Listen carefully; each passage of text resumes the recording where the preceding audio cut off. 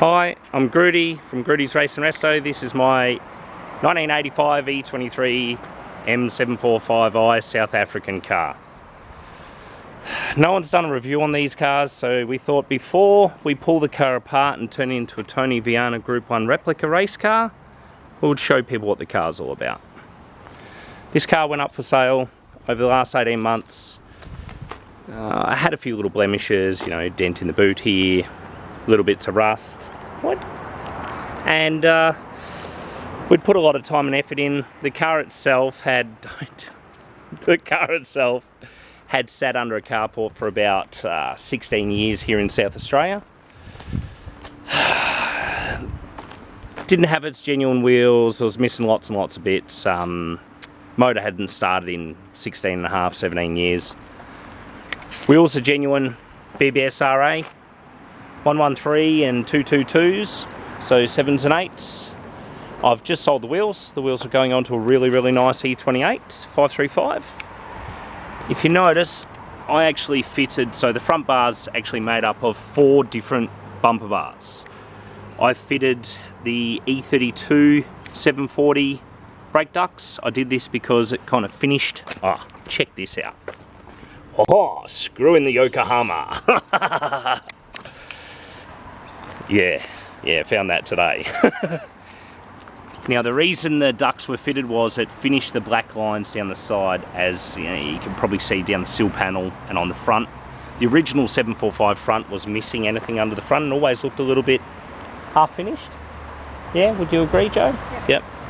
So Joe and I have had the car on the road for about 6 months now. I've done a lot of work under the bonnet. So we have an M88, has AFM delete. I've run, similar to the Turner power folds, I think it's Turner that does them, the silicon hose adapters, and pushed it further out. Runs the biggest velocity stacks that they made for the 46mm. I think there's, yep, 46mm throttle bodies that are on it. The factory rails have this really weird coating, so we welded up the cold start valve and it was an absolute nightmare. So this engine will actually end up with a nuke rail, external fuel pressure reg, and a bunch of other stuff. So I did use all fresh chrome on the front. It's a little bit water, a few little watermarks on it because we've just washed the car and I didn't have a chamois. We're about to pull the car apart, so I had to do this video, hence why it wasn't perfectly clean. So, has R35 GDR coil on plug, had a full brand new wiring loom done, a little bit dirty at the moment, this stuff here, all done by Adam at Joustech here in South Australia. Has green top injectors, supposed to be a 300 horsepower non-cat engine. We got 212 kilowatts at the tyre, so it's making 335 to 340 flywheel horses. Has factory branch log manifold, so it does pretty good for the power. Good set of headers, so we'll make a new set of headers, a full custom set. It should make it a little bit more. Set of cams, so we're aiming for about 230 kilowatts. Now, what makes the 745 different is the interior. The interior on these cars has double stitched handles, all leather, double stitched door trims. Has this really nice dash, a little bit of heat damage in the middle there, and the dash is all double stitched. Very nice. Everything is leather in this car. Seats are neat, no rips, but could do with a little bit of a dye and a tidy up by a leather professional. It has the typical, let's see if we'll shut this. Has the typical hood lining weather damage. Now this is an E23 thing.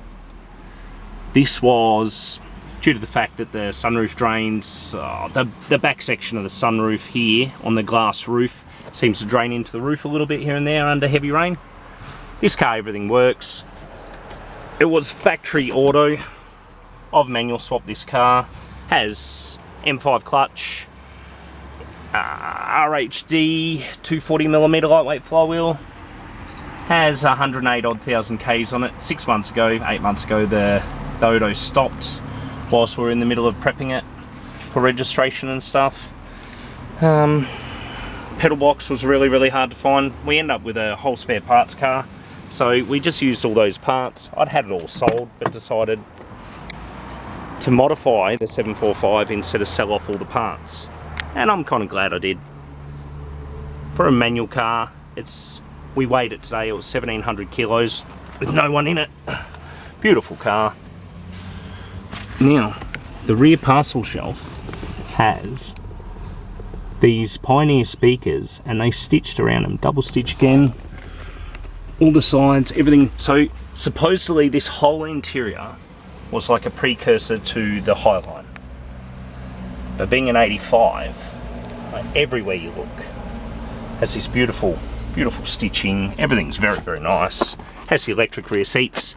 Been driving the car, so it's a little bit dirty. I don't pussyfoot the car around. I drive it the way it was made to be driven. The M88 in this car is really nice. It likes to rev. At the moment, we've just sold the wheels, so all the stuff's out in the boot. What it does have, what I wanted to show you, was only the South African car seems to have the boot mounted battery. So this is a neat little extra. I've already sold the full complete toolkit out of the car. Did you want to start it? We'll start it up. The lady doesn't like to be on camera, so we won't put her on camera. Jump in, turn the key, it's out of gear. It's got a nice exhaust. Right. Oh, have I got the keys? Hold on. Here you go. Thank you. We'll do part 2 to this, and it will be a drive. Give it a bit of a rev. Yeah, thank you. They sound a little cammy. They make quite good power. Over 3,000, 3,500 RPM they start to come on. Under 3,500 RPM, it's similar to driving an M30 powered E28. For what it is, it's a very unique car. Has the M6 front end, has the M6 rear end, so it has the twin opposing piston on the rear, has a large case LSD, did have a 373, I've since built a 325 for the car, and when we convert it to full race spec, so this car's about to get a Schedule J cage, so a J-spec cage, it'll have a side exit exhaust, it'll be stripped. So it weighs 1700 kilos at the moment. I would like to get it down to about 1425 or 1440, full race weight. Fuel tank will come out, it'll have a fuel cell in the boot, it will be pure race car, not a piece of interior inside. It'll have no rear window mechs. I'll cut out as much weight of this car as I possibly can. If I can get it under that 1440, I'll be more than impressed. So I thought I would just share this with people because it's such a unique car. People never get to see these cars. There's, as far as we know, there's 4 in Australia. There was 5, 1 sold. This one I put up for 85 originally, when it was still auto, when it was still running the factory ECU, and I had an offer of $20,000. I declined, obviously. It's worth a lot more than that. Even to me personally, it's worth a lot more than that. I believe that these cars should be quite a valuable asset. I think they're an $85,000 to $125,000 car depending on condition. This car's had a lot of work. It's had a lot done. It's a reliable car. I've just done a 2,000 kilometre trip to Victoria and back. Took it up the Great Ocean Road, had a bit of fun. Sticks, does everything it's supposed to do for a big old barge. Now the one thing I will say with this car, they had no use. They actually, BMW South Africa probably should never have built this car. as much as it's quite an amazing car, and if you've never been in one or driven in one, never owned one, I would suggest you get your butt into one. Awesome, awesome car. Absolute unique car. The only person that should own this kind of car is someone that's got some twisties, lives 80 k's out of town, beautiful twisty, fast roads, and works on the edge of town. This is not a car you would be happy to drive daily. The aspect of a big 7 Series with a raspy M5, M6 engine, it works, but I wouldn't suggest it. You'd be better off with an e23 m745i if you wanted a nice driving car that was fun in the hills, but you could drive through traffic. This car is going to be put where it's supposed to be. This car's going on the track. I've got 330mm Brembos for the front, I've got Brembos for the rear, sold the wheels. It's about to get 17 by 8.5 and 17 by 9.5 inch. Believe it or not, I'm going to run Simmons. Have a 275 and 245 tyre respectively. It will be as light as we can possibly get it. It's the only way to make it fast. So I'll keep everybody updated with what we actually do to the car. If anyone's ever got any questions, most people know how to get a hold of me through Facebook or through, there's somebody around Australia that knows who I am. Alright. Thank you for watching, and we'll do a video of a drive and give you guys a little bit more aspect to this car.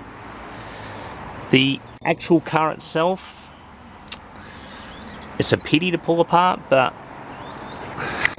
I wouldn't drive it as my nice car. I wouldn't keep it as a classic. I like fast cars, I like race cars, I like to be on the circuit. I like to do rallies and things like this, so for me, we'll probably put the car into like a Targa event, something similar. Maybe do a few hill climbs. Might do Mount Alma in it. We'll see. But yeah, definitely well worth going for a ride in one if you ever get a chance. And yeah, hopefully people appreciate the fact that I've done the video, because nobody else has even thought about trying to share all the little aspects. Now on the drive, we'll talk about the way it drives, and you'll get to hear it, the noise it makes and the way it makes you feel. Good car. Thank you, and see you on part 2.